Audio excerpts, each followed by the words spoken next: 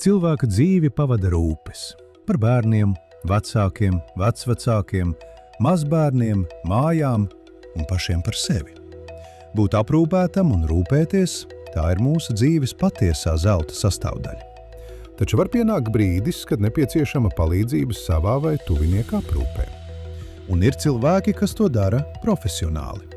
Tie ir aprūpētāji, kas strādā veltot savu laiku un prasmes, lai palīdzētu citiem.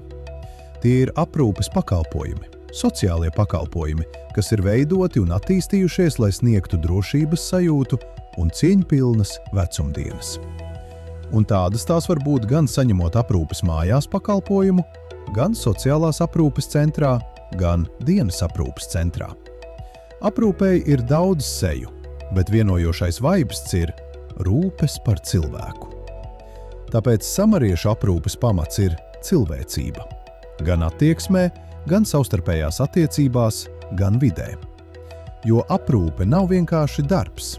Aprūpēt nozīmē dzīvot līdzi un palīdzēt piepildīt cilvēka dzīvi. Jaunam cilvēkam tas dod cerību nākotnei, sirmgalvim tās ir atmiņas un prieks dalīties pagātnes piedzīvojumos. Bet cik daudzi no mums aizdomājas par to, ka vecāki noveco, mēs paši novecosim un varbūt nepieciešams kāds no aprūpes pakalpojumiem. Kāda ir mūsu attieksme pret aprūpētājiem, kas dara šo sabiedrībai tik ļoti nepieciešamo darbu?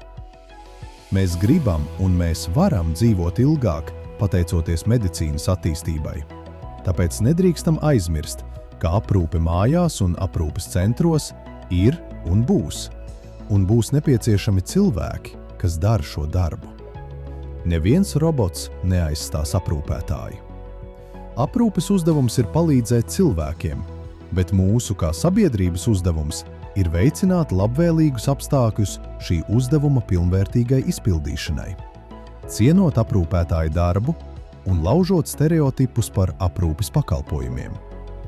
Aprūpes centri nav nabagmājas, un pieņemt palīdzību nav negods. Un ja gribas piepildīt savu dzīvi ar saturu un jēgu, tad aprūpe ir tā vieta, kur tiešām to var izdarīt. Var piepildīt sevi gan dodot, gan saņemot šo siltumu no cilvēkiem, par kuriem rūpējamies. Rūpējies un ļauj parūpēties.